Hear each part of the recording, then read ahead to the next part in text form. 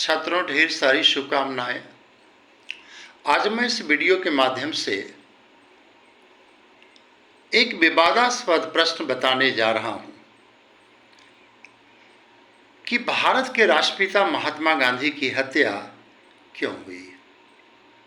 अगर कोई गांधी जी की हत्या अंग्रेज करता, अगर गांधी जी की हत्या मुसलमान करता, तब यह प्रश्न कोई विवादास्पद नहीं रहता। लेकिन गांधी की हत्या किसी और ने नहीं, एक हिंदू ने किया। आप जानते हैं, 30 जनवरी 1948 को दिल्ली के बिरला मंदिर में सायं 5 बजे प्रार्थना सभा में नाथूराम गोडसे ने गांधी को 3 गोली दे दिया। वह गोली 9 mm की स्वचालित इटली निर्मित गन था। उस गन की क्रम संख्या 606824 था।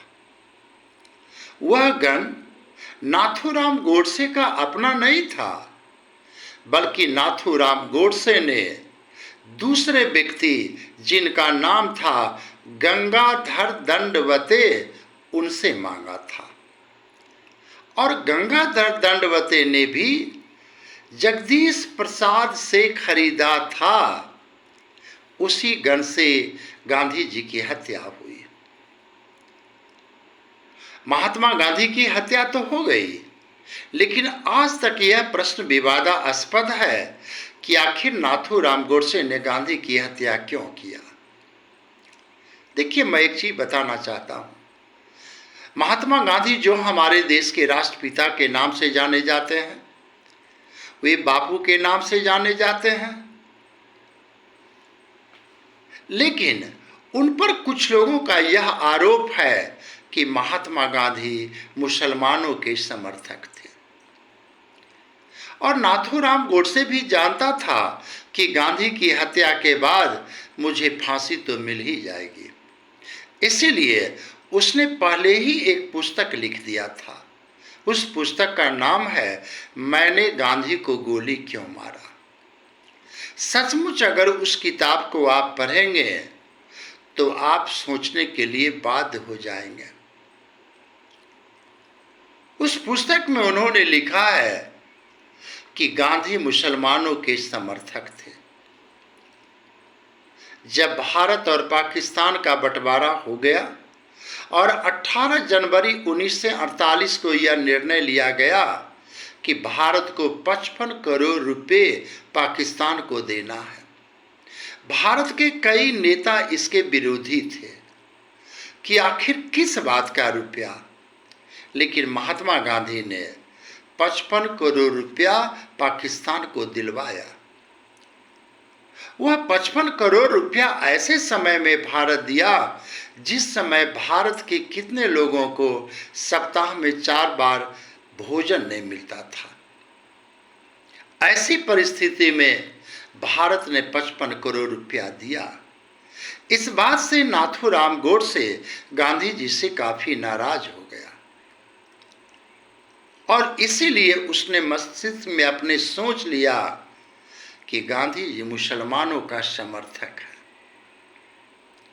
और यही कारण था कि गांधी ने मुसलमानों को पैसे तो जरूर दिलवाया, पाकिस्तान का सपोर्ट तो जरूर किया, लेकिन भारत के कुछ नेताओं के नज़र में वह गिर गए और गिर यहां तक गए कि उनकी हत्या करना पड़ा।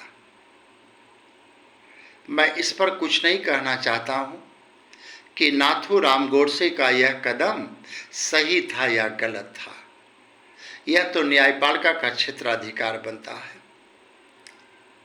लेकिन आज तक महात्मा गांधी को भारत रत्न की उपाधि नहीं मिली।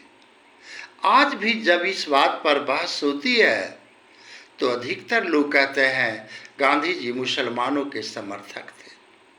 गांधी स्पष्ट रूप से कहते थे कि मुसलमान के बिना भारत देश नहीं हो सकता है।